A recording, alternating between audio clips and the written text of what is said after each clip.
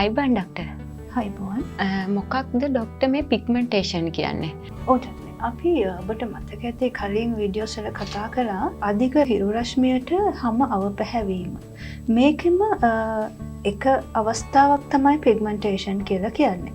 අපි කතා කරා අධික හිරු රශ්මියට නිරාවරණය වීම තුළ හමේ මෙලනින් නිෂ්පාදනය වැඩි වෙලා හම අවපැහැ ගැන්වෙන්න පුළුවන් කියලා. ඉතින් කාලාන්තරයක් තිස්සේ අපි අධික ලෙස හිරු එළියට නිරාවරණය වීම තුළින් නොමැකෙන කැලැල් ඇති වෙනවා හම මත. ඒක වර්ණ විපර්යාසයක්. හම පිච්චුණු ස්වභාවයක් ඇති වෙනවා. ඉතින් අපි මේකට කියනවා පිග්මන්ටේෂන් කියලා.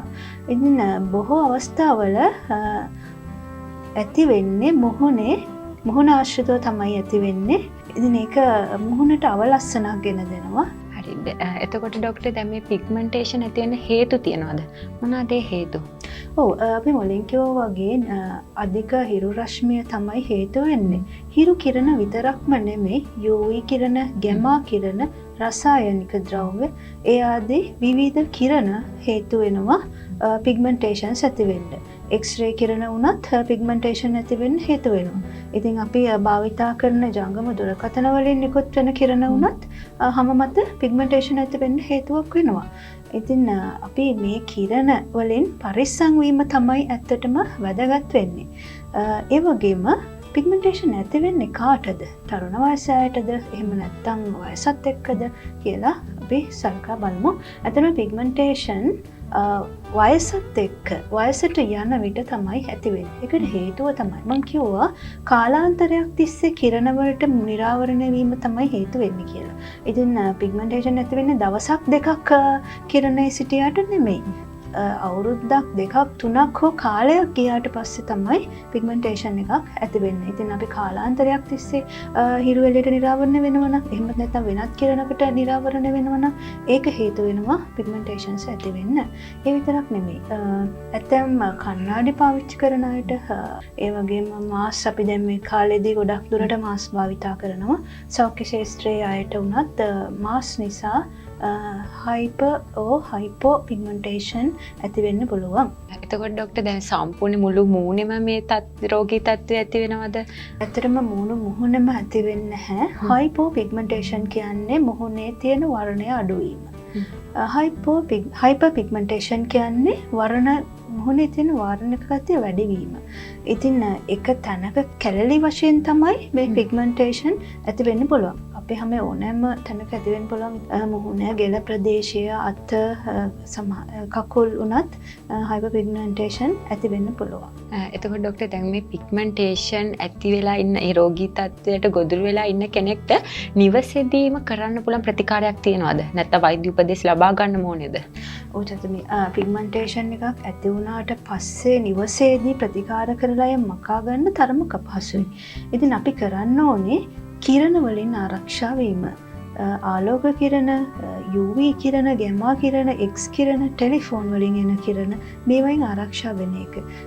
අපි ගොඩාක් වෙලාවට දුරකථන භාවිතයේදී නිින්දෙදිත් අපි ළඟ ෆෝන් එක තියාගෙන තමයි නිදියන්නේ. ඉතින් අපි ඒක දැනුවත් වෙන්න ඕනේ. අපි නිදා ගන්න අවස්ථාවල ඇඳ සමීපයේ ජංගම දුරකථන තබා නොගැනීම ඉතාම වැදගත් වෙනවා. මොකද ජංගම දුරකථනයෙන් අධික කිරණ ප්‍රමාණයක් නිකුත් වෙනවා. ඉතින් අපි කලින් කතා කරා හිරු එළියට නිරාවරණය වෙද්දී අපි මොකද්ද කරන්න ඕනේ කියලා. ඉතින් හිරු එළියට නිරාවරණය වෙද්දී ඒ හැමට ප්‍රොටෙක්ටිව් ආලේපන වර්ග තියෙනවා. ඒවා භාවිතා කරන්න පුළුවන්.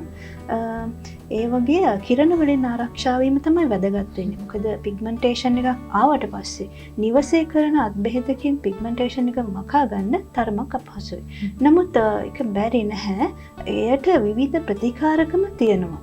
ඉතින් ඔබේ මුහුණේ හිවැනි ලැප කැලැල් තියෙනවා නම් වඩාත් සුදුසු වෙන්නේ ඔබම ප්‍රතිකාර කරගන්නවට වඩා වෛද්‍යවරයෙක් වෙත යොමු වෙන්න.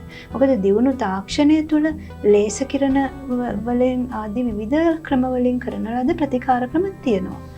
ඉතින් නමුත් ඔබ පිග්මන්ටේෂන් එකක් තියෙන කෙනෙක් හරි ඔබ වලකින්න කැමති කෙනෙක් හරි මම අත්බෙහෙත් අපේ ආයුර්වේදයේදී බහිල භාවිතා කරන බෙහෙත් වර්ග කීපයක් පවසන්නම්. මේකෙදී අපි හයිපර් පිග්මන්ටේෂන් වළක්ව ගන්න බහුලව භාවිතා කරනවා දෙලොමියුෂ. ඉතින් ඔබට පුළුවන් දෙළුම් යුෂ ගෙදරදී භාවිතා කරන්න දෙළුම් යුෂවලින් මුහුණ සෝදන්න දෙළුම් යුෂ පැක් නිර්මාණය කර මුහුණේ ආලේප කරන්න පුළුවන්. ඉතින් මේ අවස්ථාවේදී අපිට මුළු මුහුණෙම මේ කියන ආලේපන වර්ග පැක් එක භාවිතා කරන්න පුළුවන්. එහෙම සාධන පැක් එකක් තමයි සමන් පිච්චමල් රයක් පෙගෙන්ඩ දමා ඒ වතුරට දෙළුම් යුෂ කෝමාරිකා සුදු හඳුන් කලවම් කර සමප්‍රමාණ මිශ්‍රණයක් සාදා ඒ මුහුණේ ආලේප කර විනාඩි 20ක් තබා සමන් මල් තැම්බෝ වතුරෙන් සෝදා හරින්න. මේ දිනපතා කරන්න පිග්මන්ටේෂන් එක ක්‍රමානුකූලව අඩු වෙලා යාවි. ඉතින් මේ කියන ක්‍රමවලින් ඔබට පුළුවන් ඔබේ හැම ආරක්ෂා කරගන්න පිග්මන්ටේෂන් වලින් පිග්මන්ටේෂන් එකක් ආවත් එය ක්‍රමානුකූලව අඩු කරගන්න පුළුවන්.